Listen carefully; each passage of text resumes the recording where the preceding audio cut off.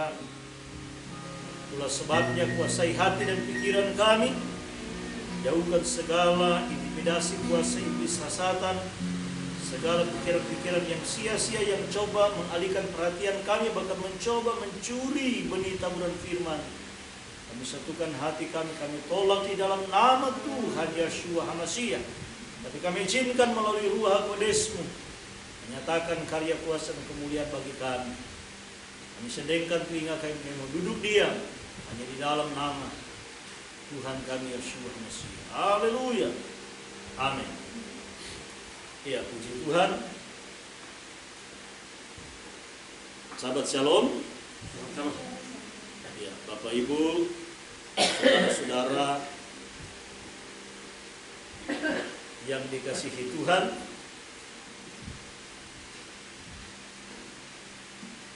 memang menjadi seorang hamba Tuhan itu tentunya bukan perkara yang mudah. Yang saya pahami bahwa hanya ada dua hamba, yaitu hamba Tuhan dan hamba hantu. Tinggal kita mau menempatkan posisi kita ada di mana. Kita mau menjadi hamba apa? Mau menjadi hamba Tuhan atau hamba hantu? Nah, menjadi hamba Tuhan ini bukan hanya sekedar aktivitas kita yang senantiasa berkecimpung di dalam dunia pelayanan. Sehingga banyak orang beranggapan bahwa kalau orang-orang yang bekerja di ladang pekerjaan Tuhan di dunia pelayanan seolah-olah mereka lebih rohani daripada mereka yang bekerja di luar dari pelayanan atau sekuler. Dan ini pemahaman yang keliru. Karena menjadi hamba Tuhan itu bukan soal masalah profesi kita bekerja di mana, tetapi persoalan tanggung jawab kita sebagai anak Tuhan, tanggung jawab kita sebagai umat Tuhan, tanggung jawab kita sebagai hamba Tuhan. Sehingga dimanapun kita berada, apapun profesi kita, apakah kita sebagai seorang gembala, sebagai seorang guru, sebagai karyawan, sebagai seorang pelajar, kita dituntut untuk hidup seturut dengan apa yang Tuhan inginkan, seturut dengan apa yang Tuhan mau. Sehingga saya sampaikan tadi, menjadi seorang hamba Tuhan ini bicara tentang tanggung jawab kita. Yang namanya hamba itu, saudaraku, ya, itu seperti budak. Kalau mungkin sering Patara cerita, kalau di Sumba itu, ya, mungkin ya tahun-tahun 80-an masihlah kental. Ya, mereka masih punya yang namanya hamba atau budak. Dan yang namanya hamba atau budak itu, saudara, itu dia tidak punya hak apa-apa. Ya. Dengan kata lain, dia hanya bisa melakukan apa yang diperintahkan, apa yang diinginkan oleh sang tuannya, sang majikannya. Ya. Itulah hamba yang baik. Tentunya ada juga yang hamba kurang ajar, hamba belangsatan, ya, hamba yang tidak mau dengar-dengaran. Dan biasanya hamba-hamba seperti ini hamba-hamba yang tidak disayang oleh sang majikan. Jadi kalau misalnya zaman dulu ada sistem barter, ada sistem mungkin jual beli, ya, khususnya budak atau hamba, mungkin hamba-hamba yang pemabal seperti ini, ya, biasanya dibarter lebih dulu, ya, dijual lebih dulu. Kan kita biasanya kalau misalnya punya hewan peliharaan di rumah, ya, biasanya kalau hewan peliharaannya itu baik, dengar-dengaran, penurut, waduh, rasanya kalau dia mati itu pun begitu kita merasa kehilangan. Kalau dia hilang tidak ada, sepertinya kita merasakan kehilangan yang begitu dalam. Ya, kenapa? Karena binatang itu sangat penurut, sangat dekat dengan kita. Ya, bahkan kita merasakan sepertinya ada satu hubungan emosional yang begitu luar biasa. Tetapi kalau misalnya binatang peliharaan itu nggak dengar-dengaran, ya, sudah diajar berulang kali, ya, dipukul pun masih pemabal. Nah, Ya, biasanya begini cepat diungsikan. Ya. Nah, ini peringatan buat Siro. Jadi kalau Siro masih dia kumabal, ya masih kencing seenaknya dan segala macam, udah pasti disingkirkan satu waktu. Ya. Tapi kalau majikannya diajarin yang baik, yang benar, ya pasti disayang. Ya, kami saja punya kucing di rumah, berarti sekarang sudah 7. Saya bilang tinggal lihat nanti siapa yang pupnya, kencingnya sembarangan, ungsikan. Tapi kalau dia pup kencingnya di kamar mandi, ya sudah. Ya, karena yang 2 ini nggak pernah pup sembarangan, kencing aja nggak pernah sembarangan. Pasti kencingnya itu di kamar mandi. Ya, bahkan kadang-kadang persis di dalam toiletnya. Ya, kalau lihat itu lucu. Nah, biasanya kucing-kucing seperti ini, binatang seperti ini disayang sama majikan. Ya, yang baik, yang dengar-dengaran penurut. Nah, begitu juga dengan hamba.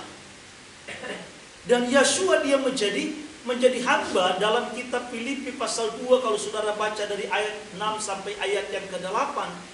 Bagaimana dia mengosongkan diri.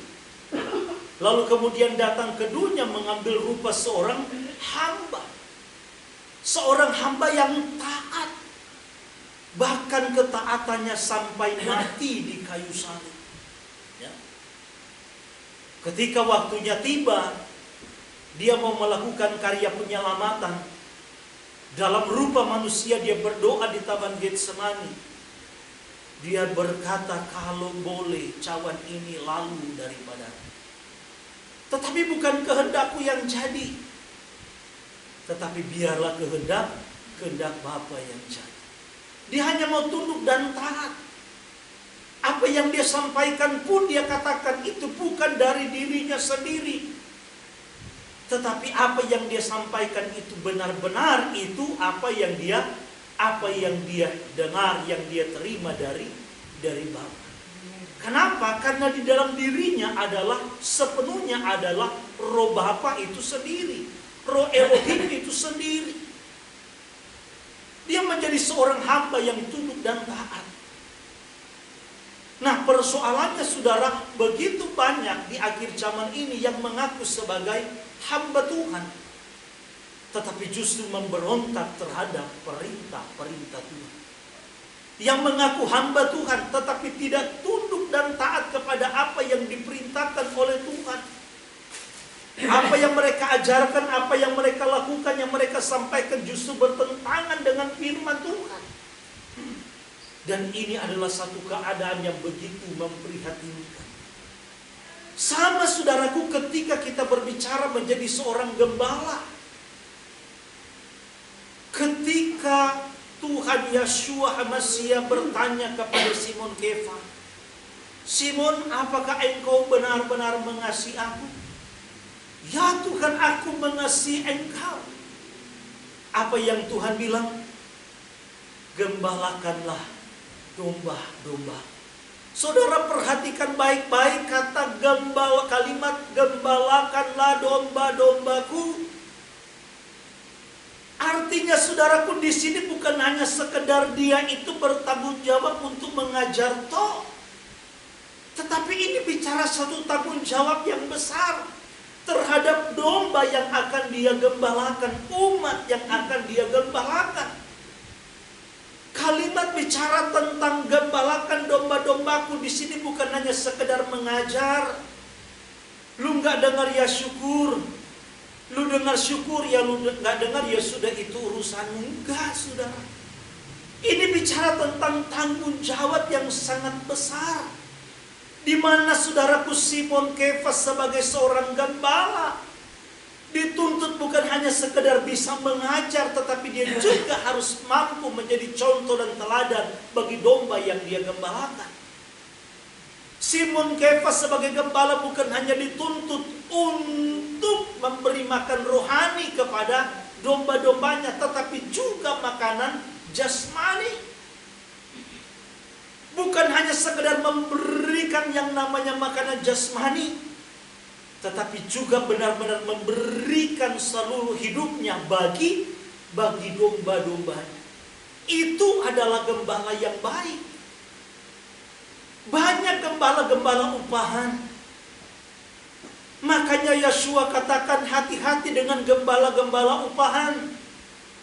Gembala yang baik, Yeshua HaMashiach adalah contoh gembala yang baik, rela mengorbankan dirinya, rela memberikan nyawanya untuk mengganti domba-dombanya. Tetapi kalau yang namanya gembala-gembala upahan gak mungkin. Biasanya mereka lebih mementingkan, lebih memikirkan kehidupannya sendiri. Maka Yeshua bilang kalau gembala-gembala upahan, biasanya kalau ada ancaman, ada binatang buas, ada serigala yang coba menerkam dombanya, pasti gembalanya akan kabur. Dia akan melarikan diri dan tinggalkan domba-dombanya. Itulah yang namanya gembala upahan. Dia berpikir daripada gua yang mati, daripada saya yang mati, lebih baik domba itu yang akan aku korbankan. Toh juga domba itu bukan milikku. Tetapi kalau gembala yang baik tidak, dia rela mengorbankan dirinya, nyawanya, hidupnya untuk menjaga kawanan domba supaya tidak diterkam oleh binatang buas. Maka apa yang disampaikan oleh kitab Yehezkiel pasal 34 ayat 4, tolong dibacakan Pak Rende. Yehezkiel pasal yang ke-34 ayat yang ke-4. Yang lemah tidak kamu kuatkan, yang sakit tidak kamu obati. Ini gembala-gembala upahan, ciri-cirinya begini. Yang lemah nggak dikuatkan, yang sakit nggak diobati, yang luka nggak diobati terus. Yang luka tidak kamu balut, yang tersesat tidak kamu bawa pulang, yang hilang tidak kamu cari, melainkan kamu injak-injak mereka dengan kekerasan dan kekejaman. Nah, ayat 16. Ini gembala-gembala upahan, saudara, yang hanya mementingkan diri sendiri, yang hanya memikirkan diri sendiri, kenyamanan diri sendiri, tetapi tidak peduli dengan domba gembalaannya. Lu mau kurus kering, lu mau terluka, lu mau terhilang, gua gak peduli. Yang penting gua nyaman dan aman, yang penting gua tentram. Ini gembala-gembala upahan. Tetapi gembala yang baik, ayat 16 bilang apa?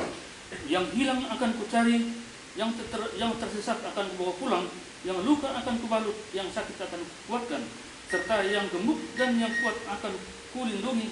Aku akan mengembalakan mereka sebagaimana seharusnya. Iya,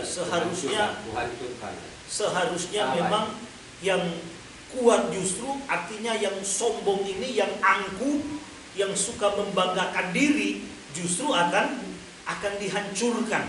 Ya, jadi bukan dilindungi, tetapi dihancurkan. Makanya ada beberapa versi terjemahan yang sangat berbeda, ya, dengan apa yang ditulis oleh Lembaga Alkitab Indonesia.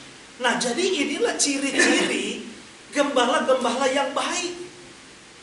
Seharusnya yang tersesat itu dibawa pulang, yang terhilang dibawa pulang. Nah, saya katakan kepada kita, banyak sekali sekarang yang gembala-gembala yang justru menyesatkan domba-dombanya melalui ajaran mereka yang menyesatkan. Saya sudah sampaikan kepada kita, arti tersesat itu berarti tidak tepat sasaran, tidak sampai kepada sasaran, tidak sampai kepada tujuan yang sesungguhnya. Saya mau menuju misalnya dari Tanjung Barat ke Jagakarsa, tetapi saya ambil arah ke Priuk. Itu saya tersesat namanya. Akhirnya tidak sampai kepada tujuan, salah arah. Nah, ada begitu banyak gembala justru yang melalui pengajarannya, sadar atau tidak sadar, sengaja atau tidak sengaja, justru banyak menyesatkan domba gembalaannya. Membawa domba gembalaannya bukan kepada tujuan yang sesungguhnya, yaitu Samaim, yaitu surga yang dijanjikan, tempat yang disediakan oleh Tuhan Yeshua HaMashiach, tetapi justru menuju kepada kebinasaan. Maka Amsal menuliskan, memberikan sebuah peringatan yang sangat tegas dan keras. Hati-hati, banyak orang menyangka jalannya justru lurus, tetapi padahal ujungnya menuju kepada kebinasaan. Hati-hati dengan yang mengaku hamba Tuhan, para pendeta, gembala, Para rohaniawan, para pengajar, hati-hati. Yang saya selalu ingatkan kepada kita, Tuhan sangat berurusan dengan manusia batinia kita. Manusia batinia, manusia rohania kita ini perlu diberikan makanan yang tepat, makanan yang bergizi, supaya manusia batinia ini bisa sehat dan bertumbuh sehingga menjadi pribadi yang dewasa. Berbeda sekali pribadi anak-anak dengan pribadi dewasa. Anak-anak seperti anak saya Safa ini, yang mereka tahu itu hanya minta. Mereka tidak mau tahu kesusahan orang tua. Mereka tidak mau tahu bagaimana cara orang tua mendapatkan apa yang menjadi keinginan mereka. Yang mereka tahu apa yang mereka minta itu harus mereka dapat. Ini sifat anak-anak. Tetapi sifat orang dewasa yang betul-betul memahami, yang betul mengenal, mengerti bagaimana pengorbanan yang dilakukan oleh orang tuanya. Bukan lagi apa yang bisa mama dan papa, apa yang bisa orang tua kasih untuk saya. Tetapi seorang yang dewasa akan berkata, apa yang saya bisa kasih, apa yang saya bisa lakukan untuk mama dan papa saya, untuk orang tua saya. Itulah orang-orang yang sudah dewasa. Jadi kalau kita sudah masuk dalam kedewasaan rohani, pasti kita akan selalu berpikir bagaimana caranya, apa yang bisa kita lakukan, apa yang kita bisa berikan supaya Tuhan itu disenangkan. Bukan apa yang Tuhan bisa berikan untuk saya. Saya kan sudah rajin gereja, saya kan sudah rajin baca kitab suci, rajin berdoa, rajin puasa. Lalu apa yang Tuhan berikan untuk saya? Bukan begitu. Tetapi sebagai pribadi yang sudah dewasa di dalam rohani, yang sudah masuk dalam pertumbuhan yang sehat, yang benar, akan selalu berkata kepada Tuhan, apa yang bisa saya berikan, apa yang bisa saya lakukan untuk menyenangkan hati Tuhan.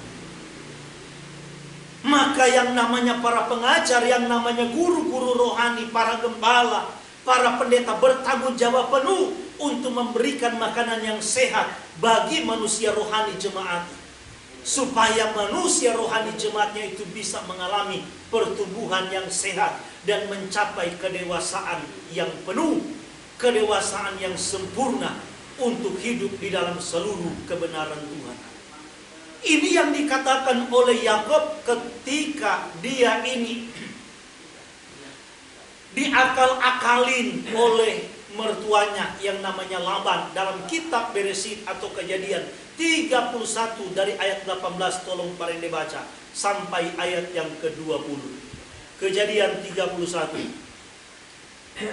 ayat 38 sampai 40.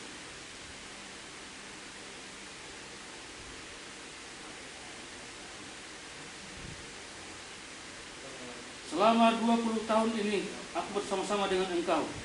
Domba betina dan kambing betinamu tidak pernah keguguran, dan yang jantan dari kawanan dombamu tidak pernah kumakan. Lihat, perhatikan bagaimana seorang gembala, yaitu Yakub, memelihara domba daripada mertuanya Laban. Dia pelihara betul sehingga tidak ada yang namanya keguguran.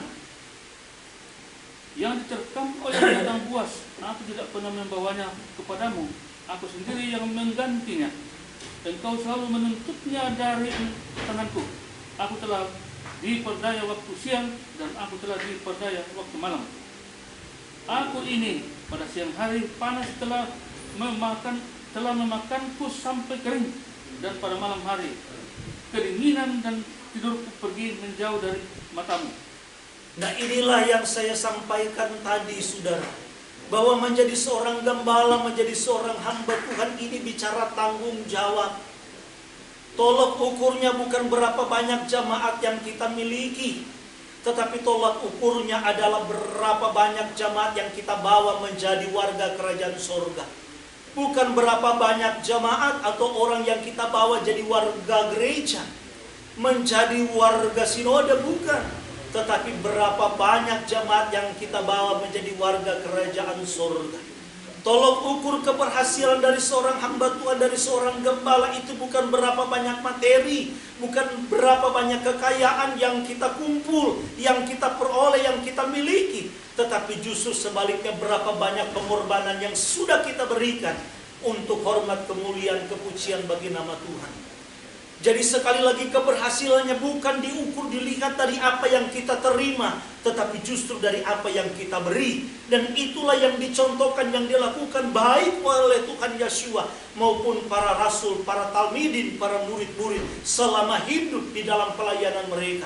Maka jangan heran kalau firman Tuhan katakan, kalau Saul katakan yang lebih berbahagia itu adalah tangan di atas daripada tangan yang di bawah. Yang lebih berbahagia itu adalah mereka yang memberi daripada mereka yang menerima. Karena yang mendapatkan upah dari Tuhan, dari Samayim, bukan mereka yang menerima. Mereka yang menerima sudah mendapatkan upah dari tangan yang di atas. Yang terulur yang memberi, tetapi yang memberi ini, yang tangan di atas ini mendapatkan upah daripada Tuhan yang tidak kelihatan.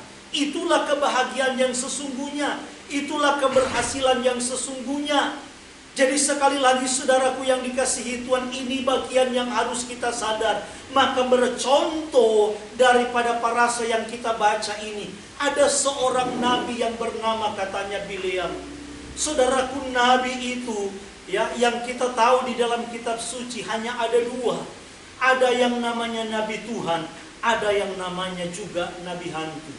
Atau mungkin yang seringkali bahasa gampang yang kita bilang, ada namanya nabi asli, tetapi ada juga yang namanya nabi palsu. Ada yang memang saudaraku seorang nabi yang sebenarnya dia tidak diperintahkan Tuhan untuk menyampaikan sesuatu, berfirman atau menubuatkan sesuatu.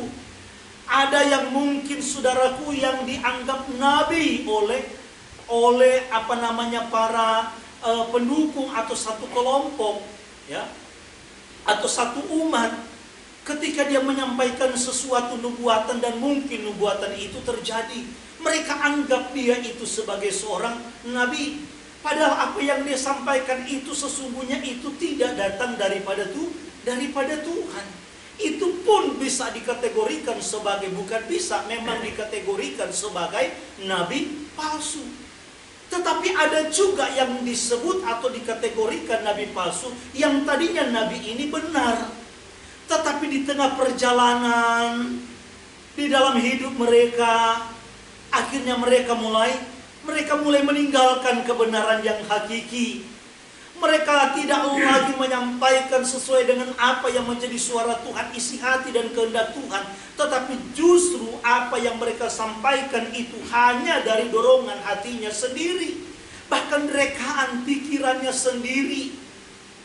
Dan tentunya ini dilatar belakangi dengan berbagai macam hal. Baik yang namanya upah, ya. Dan memang kebanyakan itu didasari pada upah. Begitu banyak sekali yang namanya pemimpin-pemimpin rohani di dalam kitab suci, khususnya dalam perjalanan umat Israel. Baik yang namanya nabi, yang tadinya nabi Tuhan, yang tadinya nabi benar, yang akhirnya karena upah, karena soal masalah perut, karena soal meja makan, mereka akhirnya meninggalkan kebenaran dan akhirnya berpaling dari kebenaran. Bukan hanya nabi, tetapi juga termasuk imam-imamnya, bahkan termasuk para lewinya, orang-orang lewinya. Ini sangat memprihatinkan saudara. Dan keadaan seperti ini terjadi di akhir zaman ini. Keadaan seperti ini sedang melanda gereja-gereja Tuhan. Karena upah, karena perut, karena meja, orang melencengkan kebenaran yang hakiki. Mereka tidak berani lagi menyuarakan kebenaran yang hakiki. Justru mereka berkompromi dengan segala kepintaran mereka, dengan segala pengetahuan mereka, bahkan dengan karisma yang mereka miliki. Mereka buat seolah-olah firman Tuhan ini tidak berlaku lagi. Seolah-olah justru apa yang mereka sampaikan itulah kebenaran yang hakiki. Yang paling memprihatinkan, justru jemaat pun beranggapan bahwa apa yang mereka sampaikan itulah kebenaran yang sesungguhnya. Nah, inilah situasi dan keadaan yang melanda kekristenan saat ini. Sehingga tanpa disadari saudaraku, sebenarnya kekristenan sedang masuk di dalam sebuah kekelaman. Tanpa disadari, perhatikan yang namanya saudaraku, ketika kekristenan ini menjadi agama negara resmi, saudara. Barang siapa tidak menjadi seorang Kristen ketika Konstantin berkuasa, bahkan mereka akan mengalami yang namanya aniaya. Sehingga mungkin saat itu kita beranggapan bahwa itu adalah masa jayanya gereja, itu adalah masa jayanya kekristenan. Tapi tanpa disadari secara spiritual, mungkin secara kuantitas benar. Ketika kekristenan menjadi agama negara, siapa yang tidak memeluk Kristen mungkin akan dianiaya. Ya, mungkin benar secara kuantitas banyak yang menjadi Kristen. Tetapi secara spiritual, secara kerohanian, justru kekristenan sedang masuk di dalam lembah yang kelam. Sedang masuk di dalam kegelapan. Kenapa? Karena ada begitu banyak kebenaran yang justru saat itu sudah diganti oleh para penguasa. Ibadah Sabat sudah diganti menjadi ibadah Minggu.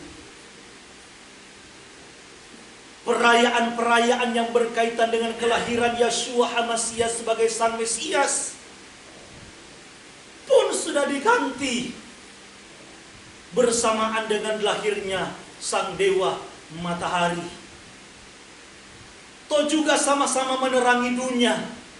Matahari menerangi dunia, Yeshua juga datang sebagai terang untuk menerangi dunia yang gelap. Sedang masuk dalam dunia kekelaman. Atribut-atribut yang diperintahkan oleh kitab suci saudaraku sudah ditinggalkan dan digantikan dengan atribut-atribut yang baru. Saudara bisa bayangkan sekarang ini ada banyak pendeta yang kalau mereka khotbah pakai jubah kebesaran yang berwarna hitam. Padahal saudara, kalau dalam sejarah, bahkan mungkin juga sampai sekarang, yang namanya jubah hitam itu bukan dipakai oleh pemimpin-pemimpin Kristen, apalagi para talmidin, para murid, ketika mereka berkhotbah atau mereka mengajar, ya, ketika mereka menyampaikan midas, tidak ada jubah kebesaran, jubah hitam itu saudaraku, itu justru dipakai oleh para penyembah kepada yang namanya setan. Sampai sekarang. Tetapi dengan bangganya banyak para pendeta memakai jubah kebesaran yang warnanya hitam. Yang begitu lucunya kalau mereka melihat kita yang memakai atribut-atribut sesuai dengan apa yang diperintahkan Tuhan. Kok sepertinya kita ini, katanya mereka begitu alergi, ya. Wah, ini mah Yahudi-Yahudian. Sementara mereka sendiri tidak sadar apa yang mereka pakai itu ada dasarnya apa tidak. Kita yang merayakan perayaan-perayaan yang diperintahkan sesuai dengan kitab suci, mereka katakan itu semua kan bayangan. Sementara semuanya sudah digenapi oleh Tuhan Yesus, katanya di atas kayu salib. Padahal kita balik, lu merayakan hari kelahiran gak? Ini dalam konsep mereka, pemikiran mereka, kan katanya itu bayangan. Perayaan-perayaan itu bayangan, sudah digenapi. Jadi seolah-olah yang sudah bayangan itu tidak perlu. Kamu merayakan Paskah apa enggak? Kamu merayakan Jumat Agung apa enggak? Loh, katanya sudah digenapi, kok lu aja yang merayakan? Tapi kok kita yang merayakan itu enggak alkitabiah loh. Yang mereka rayakan yang tidak firmania. Yang kita rayakan sesuai yang diperintahkan saja, saudara. Mereka katakan sudah selesai. Karena sudah ditanggung, nggak perlu lagi. Lucunya mereka bilang sudah nggak perlu, tapi mereka sendiri merayakan sekalipun itu tidak ada dasar alkitabiahnya. Nah, inilah yang saya katakan, saudaraku, hati-hati dengan para pendeta, dengan orang-orang yang mengaku hamba Tuhan. Maka Saul ingatkan dalam suratnya kepada jemaat yang ada di Galatia, penting sekali. Jangankan mereka yang mengaku hamba Tuhan, jangankan mereka yang mengaku seorang nabi, malaikat sekalipun, kata Saul, menyampaikan sesuatu Injil yang lain yang berbeda dengan apa yang kami sampaikan, tolak mereka. Malaikat saja, saudara. Image orang Kristen ini kan kalau malaikat pasti ada sayapnya. Jadi jangankan yang pakai jubah, yang ada sayapnya saja turun. Kalau ngomong sama kalian, tapi yang mereka sampaikan itu bertentangan dengan apa yang kami sampaikan, harus kamu tolak.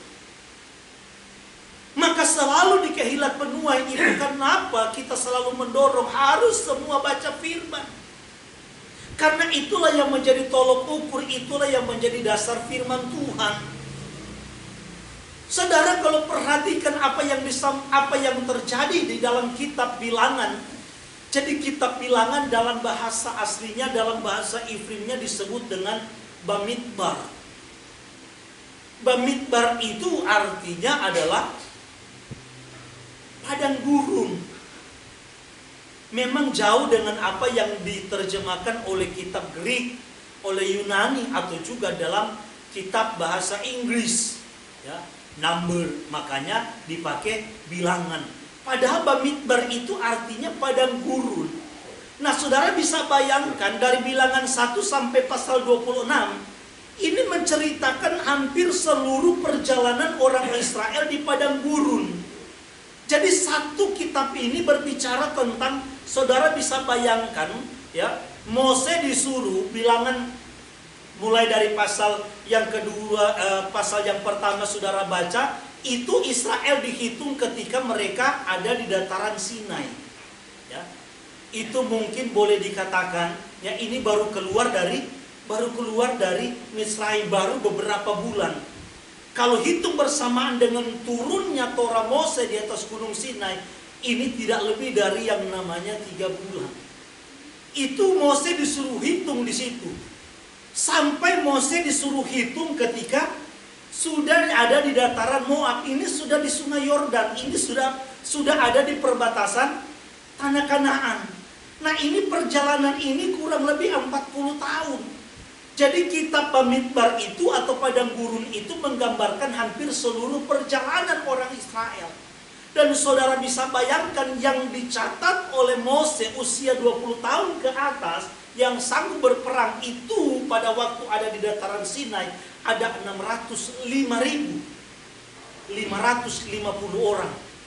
Nah, yang kita baca tadi di dalam pasal yang ke-26 yang sudah ada di dataran Sinai, perjalanan kurang lebih 40 tahun, itu ada 1.370 orang. Banyak memang, tapi ditutup dengan ayat yang terakhir. Tidak termasuk yang dicatat oleh Mose waktu ada di dataran Sinai. Yang termasuk di dataran Sinai, jadi yang 550 cuman 2. Jadi saudara bisa bayangkan, cuman 2. 2 ini siapa? Mereka yang berpaut hatinya, pikirannya, hidupnya sesuai dengan Torah Yahweh. Mereka lah yang masuk di negeri perjanjian. Nah, saudaraku, kita ini seperti perlombaan iman. Perlombaan iman. Kalau orang Israel membutuhkan waktu 40 tahun, maka kita membutuhkan waktu seumur hidup. Seumur hidup. Dan jangan sampai kita gagal sama seperti begitu banyak orang Israel yang gagal di padang gurun. Nah, kita kembali lagi kepada parasa yang kita baca. Sama seperti Bileam yang saya sudah katakan tadi. Yang namanya nabi palsu itu ada yang memang palsu dari awal, yang dianggap karena nabi itu, saudara, ya, bukan gelar yang diberikan oleh organisasi kayak misalnya rabi. Jadi kalau yang namanya seorang rabi di Israel itu sampai di zaman Yosua itu tidak seperti kita sekarang. Ada orang yang baru tahu sedikit saja bahasa Ifrim, bahasa Ibrani, wah, sudah dijuluki ini Rabi Taradiaga, gitu kan. Ini Rabi Reinhard Rende. Baru juga tahu sedikit. Alef, Bet, Gimel, Dalit, dan seterusnya. Udah dijuluki rabi sama komunitas. Nah, orang Israel itu, saudara, untuk menjadi rabi itu tidak gampang. Bukan asal-asalan. Dia harus dulu yang namanya sekolah. Ya, sekolahnya, saudara, yang namanya yesifa itu bukan seperti sekolah yang ada di Indonesia. Memang ada yang 4 tahun lebih, ada sekolah kilas. Ya. Ada yang tiba-tiba sudah diwisuda, tanpa duduk, tahu-tahu sudah MTH. Ya. Tahu-tahu sudah STH, ada. Lalu kemudian tiba-tiba sudah ada gelar rabi. Ya, kalau orang Yahudi tidak, saudara. Dia harus sekolah dulu. Bukan hanya sekadar sekolah, dia harus punya komunitas. Karena memang dia dituntut untuk bertanggung jawab mengajar di satu komunitas. Dan itu harus dia mendapatkan persetujuan dari dewan-dewan, ya, atau petinggi-petinggi yang akan nanti memberikan dia julukan atau gelar yang tadi, rabi. Maka jangan heran ada beberapa rabi yang cukup ngetop di Indonesia ini, tetapi kerabian dia di sononya itu dipersoalkan, diragukan. Ya. Nah, jadi jangan suatu saat saudara panggil saya Rabi Nixon, gitu kan? Ya kanan, gitu. Ya, jangan. Ya. Tetapi panggil saja Penatua. Ya. Loh, kalau kita mau telusuri, saudara telusuri benar. Kalau kita bicara gembala, ini soal masalah tugas, masalah fungsi. Tetapi kalau bicara yang namanya gelar, itu yang benar, itu Penatua. Penatua. Ya.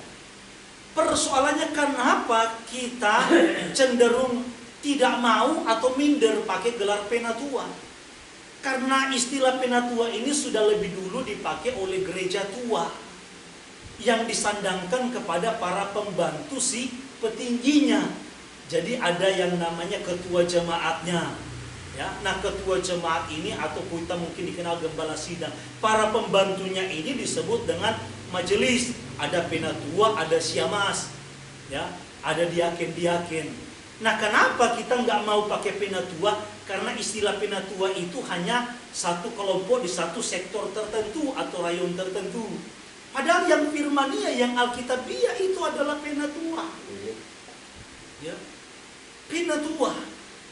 Maka jangan heran kalau saudara baca di dalam Kisah pasal 19, di situ sangat jelas.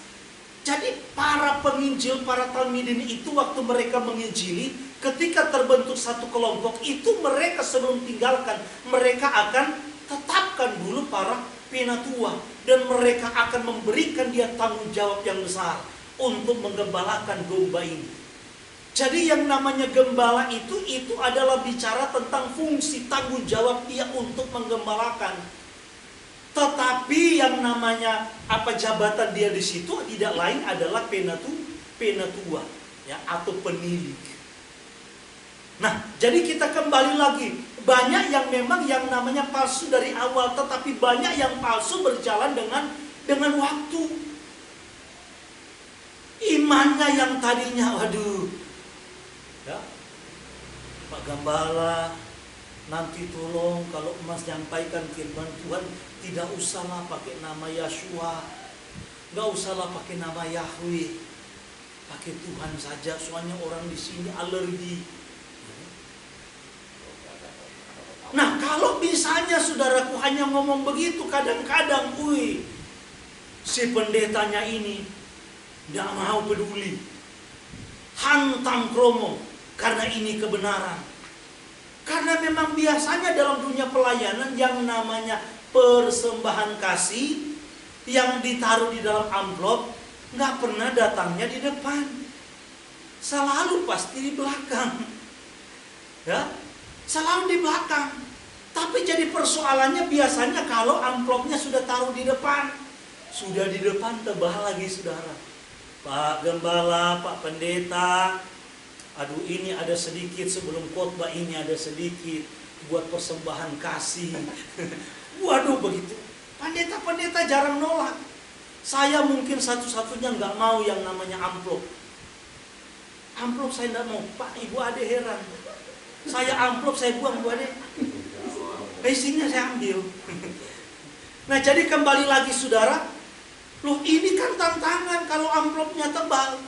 Tapi tolong Pak Pendeta, Pak Gembala, nggak usah ngomong soal masalah sabat, nggak usah ngomong soal masalah nama Tuhan Yesus, nggak usah. Itu juga sama. Persembahan kasih biasanya datang di belakang, ini datang di depan. Ini pertarungan perut, meja makan. Kalau saya ngomong nggak diundang lagi, ini tebal masalahnya. Akhirnya mulai kompromi. Saudara perhatikan baik-baik. Kalau saudara kita baca pasal 22 sampai pasal 24, seolah-olah di situ kita belum menemukan yang namanya kesalahan daripada seorang Bileam. Bukankah yang dia sampaikan toh semuanya apa yang dari Tuhan? Memang motivasinya sudah melenceng. Siapa bilang Bileam tidak tergiur? Ini tawarannya saudara. Memang waktu diutus oleh Balak ini pertama cuma pemuka, ya. Tapi kedua ini sudah petinggi, sudah lebih pangkatnya lebih mantap. Sudah pangkatnya lebih mantap, ini bawaannya juga lebih banyak. Balak bilang apapun yang engkau minta akan aku kabulkan. Sehingga dari situ hati daripada Bileam sudah jelas melenceng. Tetapi saudara sampai pasal 24 kita tidak menemukan bagaimana Bileam dia menyimpang. Toh juga akhirnya Balak menyerah. Bukankah sampai 3 kali aku mengubah engkau, aku menyuruh engkau untuk menyerapa, mengutuk yang namanya kaum Israel. Jangankan lu kutuk, ini malah engkau berkati. Artinya kalau berkat yang keluar dari mulut Bileam, seolah-olah Bileam ini tidak ada salahnya. Toh juga dia tidak mengutuk. Toh juga yang dia sampaikan semua adalah apa yang ditaruh oleh Tuhan. Kan seolah-olah memang tidak ada kesalahan daripada Bileam. Tetapi kalau seandainya Bileam tidak salah, tidak mungkin 3 kitab yang menuliskan kesalahan daripada Bileam. Yang kalau sudah 3 kali saudara, wah ini berarti sudah sangat fatal. Dalam kitab 2 Kefa pasalnya yang kedua ayat yang ke-15-16. Tolong Pak Rende baca. 2 Kefa 2 ayat 15-16. Mereka telah tersesat karena meninggalkan jalan yang lurus dengan mengikuti jalan Bileam, anak Beor, yang telah mencintai upah ketidakadilan. Tidak mungkin saudaraku yang mencintai upah. Ya. Namun dia telah menerima hardikan atas pelanggarannya sendiri, seekor keledai bisu yang telah berbicara dengan suara manusia. Hal itu telah mencegah kebebalan nabi itu. Ingat saudara, Bileam ternyata sudah menerima upah. Jadi bukan hatinya yang sekedar melenceng, tapi dia sudah terima. Tapi kan kalau pasal 24 kita tidak temukan. Sampai pasal 24 kita tidak temukan kalau Bileam ini menerima upah. Kenapa? Karena Balak marah. Gila lu, gua jauh-jauh panggil lu, gua udah siapin ini semua untuk menyerapa, untuk mengutuki Israel. Malah bukan kutuk yang lu sampaikan, tapi berkat. Kalau dari situ saudara, tidak terlihat, tidak tersurat Bileam sudah menerima upah. Memang Bileam tidak berhenti sampai di situ saudara. Nggak berhenti sampai di pasal 24. Sekalipun cerita Bileam sudah mungkin berhenti sampai di situ. Tapi siasat Bileam, pikiran Bileam tidak berhenti sampai di situ. Yahuda ayat yang ke-11, tolong Pak Rene baca.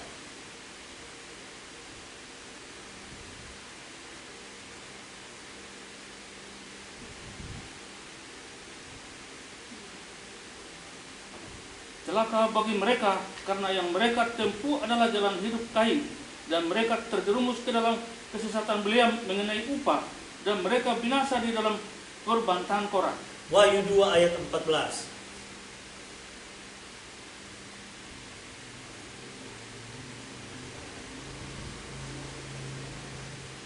Namun aku mempunyai beberapa hal terhadap engkau, bahwa di situ engkau memiliki mereka yang memegang pengajaran Bileam, yang mengajarkan kepada Balak untuk memasang sandungan di hadapan anak cucu Israel agar memakannya, dikurbankan kepada berhala dan melakukan percabulan. Nah, kalau dari Yehuda ayat yang ke-11 tadi, dari surat Kefa tadi belum kelihatan, tapi dari Wahyu 2 tadi yang kita baca, ayatnya yang ke-14, kita sudah mulai tahu bahwa ternyata disinilah kesalahan daripada Bileam itu. Kita kembali ke Bilangan pasal 25. Pak Rende tolong baca cepat. Ayat 1 sampai ayat yang ke-5. Jadi ternyata Wahyu pasal 2 tadi ayat 14 bilang, ternyata Bileam telah melakukan sebuah kesesatan untuk membuat Israel berpaling kepada ilah-ilah dan akhirnya melakukan perzinahan, percampuran. Dan inilah yang paling berbahaya. Bilangan 25 ayat 1 sampai 5 atau 4 ayat. Dan Israel tinggal di Sitim, dan bangsa itu mulai berbuat lasur dengan anak-anak perempuan Moab, dan mereka mengajak bangsa itu kepada kurban ilah-ilah mereka, dan bangsa itu makan serta sujud kepada ilah-ilah mereka. Dan Israel menggabungkan dirinya kepada Baal-peor, maka menyala murka Yahweh kepada Israel. Sampai di situ saja. Saudara, kita lihat Israel sudah berzina. Bukan berzina jasmani saja, bukan mengambil istri saja dari perempuan-perempuan Moab, tetapi justru berzina dengan ilah-ilah mereka. Sekalipun, ingat baik-baik, sekalipun Israel tidak meninggalkan Yahweh. Jangan kita berpikir kalau mereka berzina rohani kemudian Yahweh-nya ditinggalkan, Elohim sesembahannya ditinggalkan. Tidak. Ini dicampurkan, dipadukan menjadi satu, seolah-olah ini tidak apa-apa, ya. Seolah-olah ini biasa-biasa saja, tetapi di mata Tuhan ini sangat-sangat berdosa. Ya, makanya jangan heran dalam kitab Bilangan 31 ayat 15 sampai 18. Tolong Pak Rinde baca. Disinilah kita bisa tahu, saudara, kenapa sampai Bileam itu diangkat di dalam perjanjian baru. Silakan Pak Rinde. Bilangan 31, 15 sampai 18. Dan Mose berkata kepada mereka, apakah kamu sudah membiarkan hidup semua perempuan? Lihatlah mereka, atas nasihat Bileam, mereka telah menjadikan Bani Israel melakukan pengkhianatan kepada Yahweh. Nah, atas nasihat siapa? Wih, ternyata atas nasihat, atas masukan daripada Bileam. Terus? Dan sekarang, bunuhlah setiap laki-laki di antara anak-anak dan setiap wanita yang mengenal pria melalui persetubuhan dengan laki-laki, bunuhlah. Nah, saudara lihat ya. Jadi waktu bila namanya orang kalau pikiran dan hatinya sudah melenceng kepada upah, saudara, wah, dia berbagai macam cara dia akan upayakan. Ya. Dari sini dia dicegat sama Tuhan, dia pakai cara lain sudah. Dia mencoba, ini kan namanya kalau bahasa Bapak Evan bilang, Pak Tara bilang ini spekulasi. Dia mau spekulasi. Pikirannya, hatinya sudah berpaut memang kepada upah. Mudah-mudahan Tuhan lagi tidak di pihak Israel. Jadi waktu aku mau ngomong mengutuki Israel, benar-benar kutuk yang keluar bukan berkat. Tapi setiap kali dia mau mengutuki, kok yang keluar berkat. Sehingga Bileam, waduh kalau begini terus kayaknya nggak bisa. Nah, dia punya cara, sudah. Caranya apa? Dia hasut yang namanya laki-laki Israel yang mata keranjang ini, yang kemarin Pak Tara bilang laki-laki biasanya 99,9% itu kelemahannya itu pasti perempuan. Ya kecuali yang laki-lakinya yang memang bodinya itu bodyguard, ya, tetapi hatinya hati Hello Kitty. Nah, itu lain lagi. Tapi selama dia memang bodyguard, saudara, ya, pasti cenderung dia senang dan suka sama perempuan cantik. Maka Bileam menghasut orang Israel, ya.